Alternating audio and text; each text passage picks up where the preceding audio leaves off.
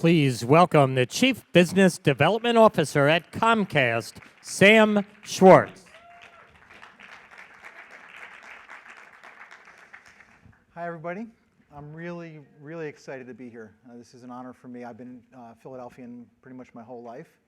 And I've had almost every role in the innovation community of Philadelphia. I've been a student twice at Penn. I was a venture capitalist helping innovators grow their businesses. I'm a strategic partner right now, and we're really helping people to do their work too. And I've also started a couple businesses myself. So from every perspective, I've tried to really get the city in the right spirit. I walked in a few minutes ago from outside, and I asked somebody, I said, so how was the morning? And they said, lots of cursing. So I don't know what that means, but maybe I prepared the wrong presentation. I don't know. What I want to talk about is sort of a journey that we're going through, our digital industries are going through, and we're doing it right here in Philadelphia with a great platform. But we really are a Philadelphia company. People know Comcast. We call ourselves the original startup. Ralph Roberts started the company 53 years ago on City Avenue, and we're here to stay, obviously. Have had opportunities to move to 30 Rock in New York and other things, and now we're building a second tower in downtown Philadelphia.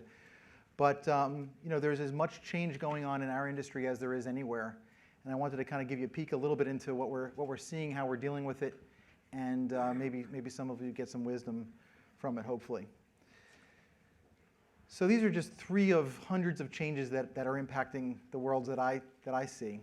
I get very involved in the digital world, West Coast, and sort of figuring out how Comcast is going to respond as an innovator. Obviously, the transition from physical to what's now a cloud. It's kind of everybody knows this transition, but what used to take millions and millions of dollars of funding, you can now start on a credit card. By renting a little bit of capacity from AWS, it lowers the barriers and innovation accelerates. We all used to use Google. We still use Google, but social is bringing more of that content directly to us. We don't need to go find it as much. And then there's this amazing transition going on from desktop to mobile. In our world, about 5 years ago, 5% of people's video consumption was on a device other than their TV set, other than their Comcast set-top box, hopefully. And this year, 29% of people's viewing hours are on a platform other than that TV set. So we're responding and we're figuring it out, but the pace of change is dramatic. Facebook released its results yesterday, and they just announced 8 billion views of video a day on Facebook globally, about 1.5 billion users, but 8 billion views. In April, last time they announced it, it was 4 billion. So it's just an incredible transition that's occurring in all these worlds. At the same time, people's expectations, consumers' expectations, all of your expectations are going up. You have access to things like Instacart. Amazon in New York is now delivering in 1 hour from 60,000 things you can pick at a guy knocks on your door. Uber, everybody knows. And that affects all of our businesses. We have to figure out how to meet that bar and exceed that bar. Business models are changing. It's sort of mix and match. Used to be pretty straightforward. You charge a customer for the product, and they paid it, they made a decision, they bought it. And now everything's sort of cross-subsidized. So you have people like Gmail who give you a mail service, but they make the money by reading your email and then giving you targeted ads. Or if you've ever heard of Zenefits, it's a company that gives startups their HR system for free in the hope that they'll buy their insurance from Zenefits. And so if you're in a traditional business and you're trying to figure out how do you make money in the future, you got to rethink everything. And some of these things you have to, as I said, do mix and match. Fascinating thing going on, which is that the markets are investing. There's more money than ever to power innovation. We're seeing a little bit of that here in Philadelphia. But there's this new term that people have coined called the unicorns. Unicorn is defined as a company that has raised money at more than $1 billion valuation. Doesn't mean they're worth $1 billion, but they've raised money at more than $1 billion valuation, and they're still private. They're not a public company.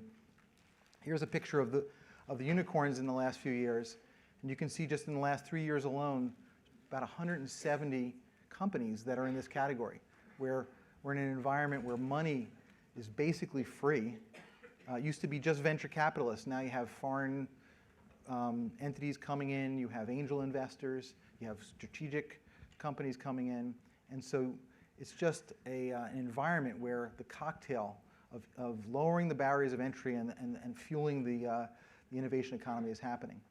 So I want to give you a peek at a commercial that Comcast did when I started, the year that I started, which was about 15 years ago. And I'll just show that for 30 seconds and come back and talk about it. Last night, I went 10 rounds with Tyson. We just had lunch with Guatemalan cannibals. Tasty. People getting slimed? Now that's good stuff. You can see more than you ever imagined with Comcast Digital Cable, now with 1 free month and free installation, because you get hundreds of great channels and an interactive on-screen guide.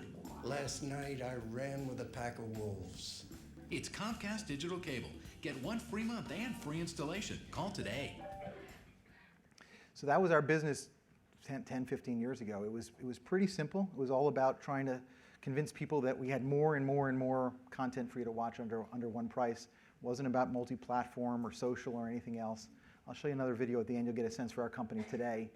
But a lot of trends are coming our way that are impacting us. And here's one of them as well, which is with every successive introduction of a new consumer device platform. This is from the VCR all the way up to the tablet. You see consumers adopting it quicker and quicker. And this timeline shows you how many years after the launch, what percentage of the consumers were using that device. And you can see the VCR, it took 5 years for 10% of the population to be using a VCR. And then when the tablet's introduced, it took 2 years, year and a half to get to the same level. So that means that consumers are able to bring this stuff into their lives at faster and faster, at the same pace that innovators are creating it all. And what that's resulting in is this massive change in the way people are spending their time. This is an interesting chart because it shows that people are squeezing 31 hours of activity into a 24-hour day. And the only way they do that is they do more than one thing at the same time. So they're doing things like listening to music while they sleep, I guess. They are watching TV while they work, maybe. But this is the latest data from the government that shows how people are spending their day. And then what we're seeing is moving forward, there's even going to be more multitasking, more craziness of all of us being distracted by so many options to do things. I heard a stat the other day about self-driving cars, which is that Americans spend 72 billion hours a year behind the wheel of a car driving. And if we all go self-driving, imagine 72 billion new hours that everybody has freed up. What are they going to do with that time? I know what we want them to do with that time. We want them to watch our video service in that car. Amazon Echo, if you haven't tried it, this is a device where you can speak commands. You stick it in the corner of your room, and it tells you what the weather is or plays music for you. So instead of, while I'm shaving now, I can have a conversation with this thing.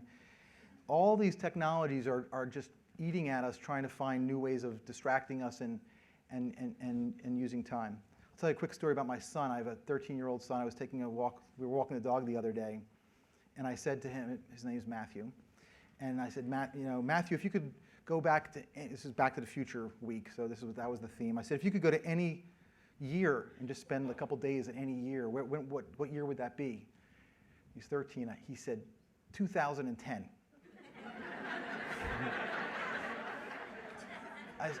I said, why 2010? He said, well, life was really easy back then. There was, the iPhone 6S came out, and then a few weeks later this year, the Samsung came out with a new one. Back there, it was stretched out more. So even my 13-year-old is feeling the stress of all this change.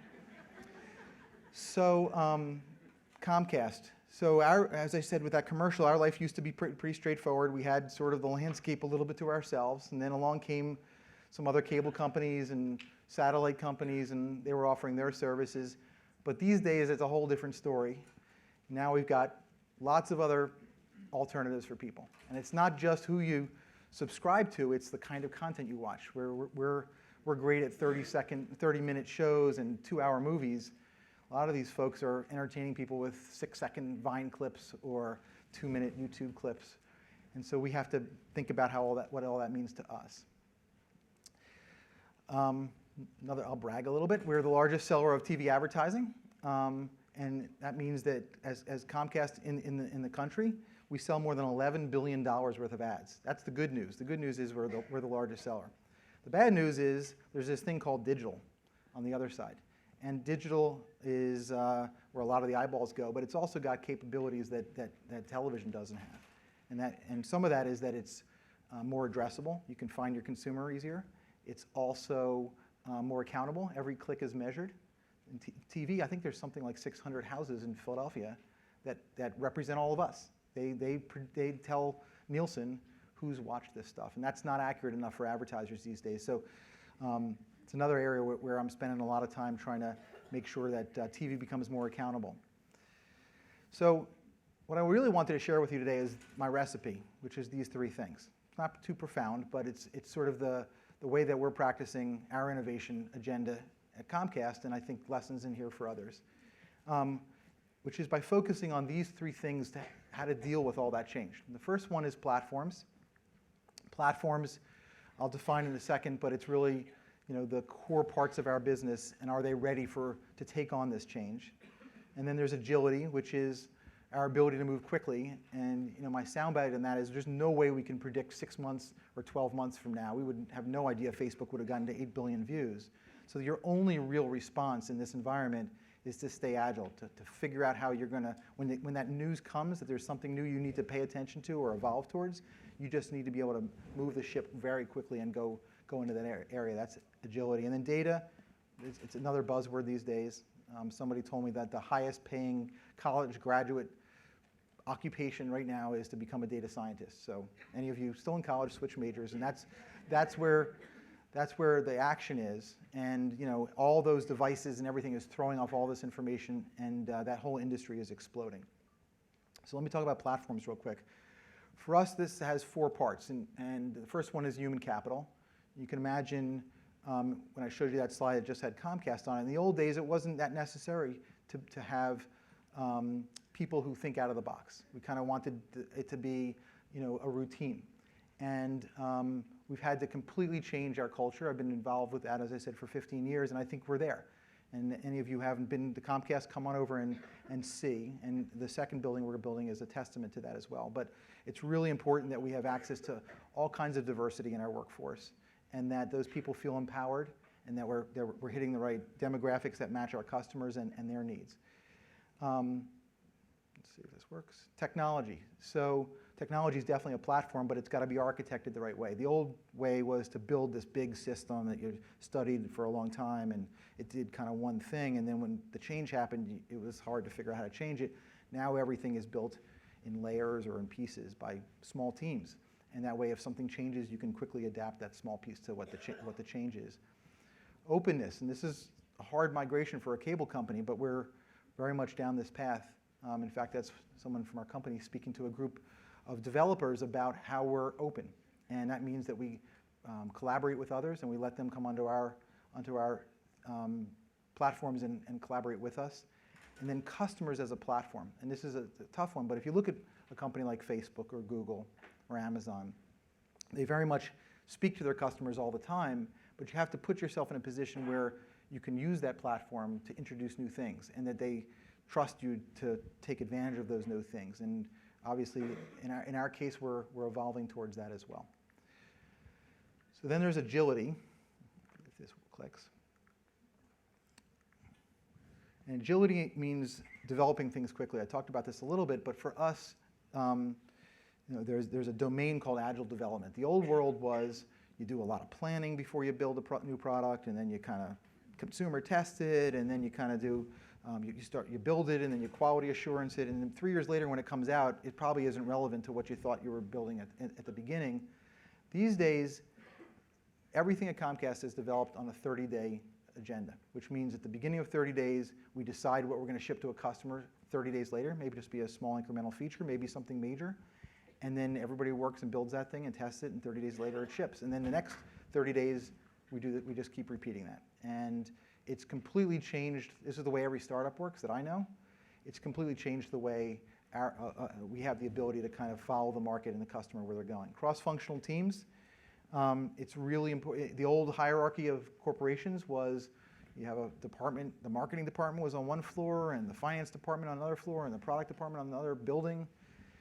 What we're doing now is mixing that all up. And that means that you take somebody from each one of those teams that it takes to get a product built or a project done, and you put them right there on the same floor, right next to each other, and they have bosses that are someplace else, but that you cut down on the need to get a lot of approvals and frankly to walk. Fighting bureaucracy, tough in a big company, tough in a small company sometimes, and I think we're lucky, which is that we have a founder mentality throughout our company. The son of the founder is still running the place, and we constantly try and strip away bureaucracy, which limits your ability to be agile. And then risk taking, and this is something we focus a lot on. It's not bad to fail. You learn a lot of lessons from failure, and if you're not failing, you're not taking enough risk. And that to make that culturally acceptable is an important thing. It's certainly the startup mentality, but in bigger companies, it's sometimes harder. Third piece was data. So critical. And if you look at these 4 companies, I have every day we wake up and Google's got a new product, or Facebook's bought Oculus, or Apple's going to launch something, or Amazon. I think if you look at all those announcements through one lens, I think it'll start to make a little more sense to you, which is that every one of those, my belief, is really the end game for those companies is who can accumulate the most amount of information about their customers. Because 2 things come from that. The first thing is that the more information you know, the better the products are that you can build for that customer, because they'll be more personalized, they'll enjoy them more tailored to their experiences. Second thing is you can monetize them better. The more you know about that customer, the more you're going to be able to give them the right offer at the right time. And everything I think out there through this cross-subsidy lens and through the monetization lens is really towards that end game. These guys, these 4, they call them the 4 horsemen, they're getting closer and closer. They're overlapping more and more in terms of what they do. They're starting to blend together. Who would have thought Amazon would have tablets? They're supposed to be shipping books, right? And but I think it's all towards the same integrated, data-driven world. Just a quick peek at a product that we built purely out of insights we got from data, which is called Kids Zone. This was noticing that kids were using our products in certain ways and that they might benefit from an area where it's really tailored for them. And we used a lot of the data we were able to get off of our X1 platform. Let me just give you some screenshots here, which is it's a safe environment. It's age appropriate, where we feature the appropriate kid stuff. And we're constantly mining this now to figure out how we can make this product better, what kids at various ages like to watch. Some of you may have heard of the X1 entertainment operating system. It's something we're proud of. It's really the core of our video experience now. It's an opportunity for us to get a lot of data from all these endpoints as well.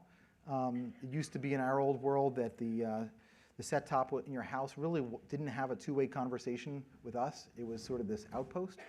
Now, our latest system, everything is in the cloud, and we can sort of watch consumers in a privacy-protected way so that as they go through our products, we can learn from them, test things, A/B test, just like people have been doing for a while on the web. This is one of the results. So when we introduced this new system and we're able to tailor it more to each consumer, we're seeing 45% higher video on demand usage than that old system that was advertised in that commercial. So I want to talk a little bit more about Philadelphia.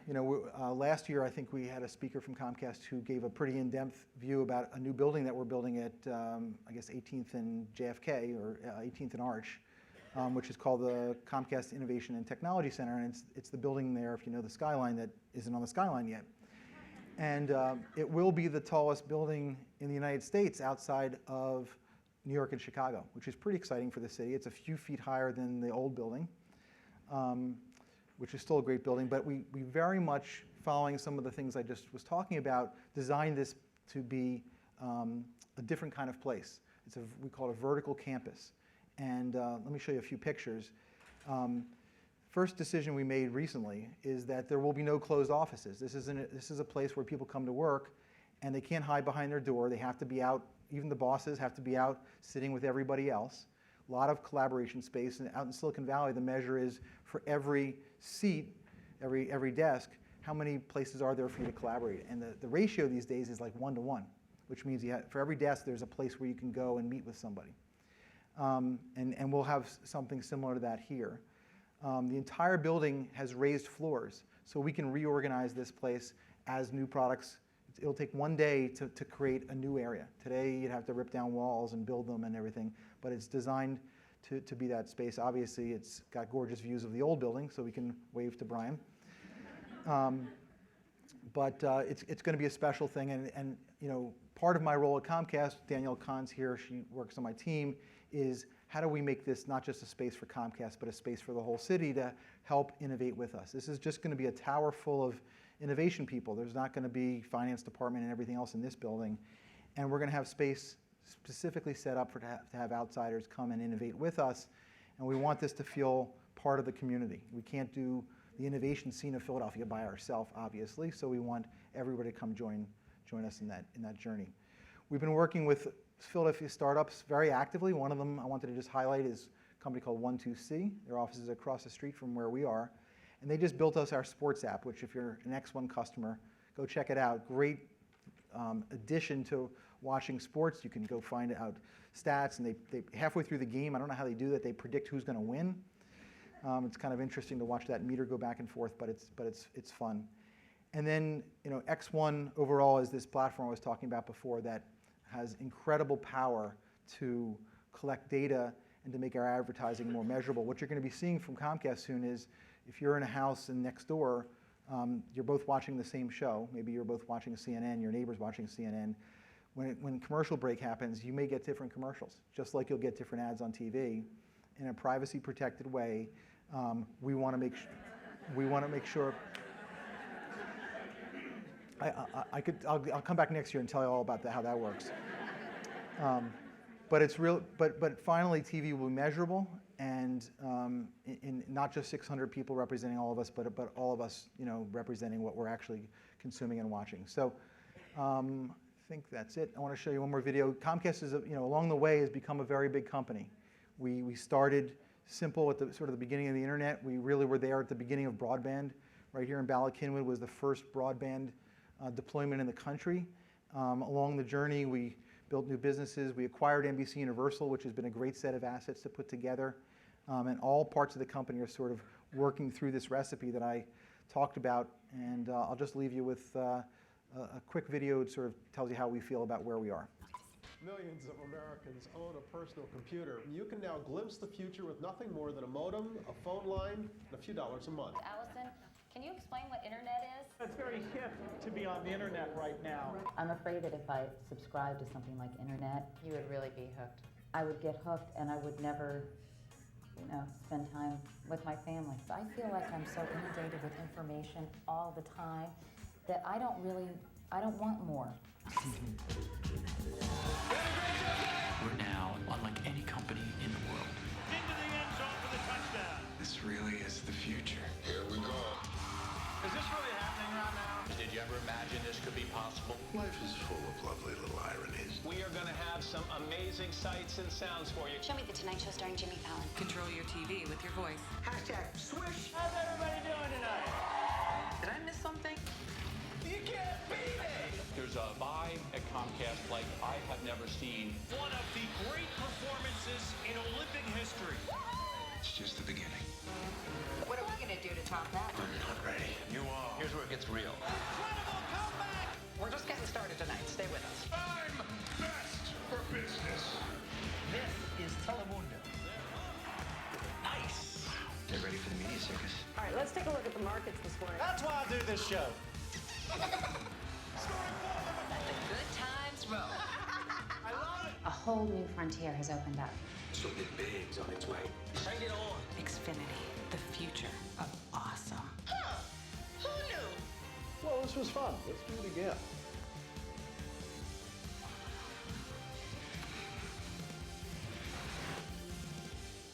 So thank you. And the good news is we're doing this here in Philly, and we're here to help. Thanks.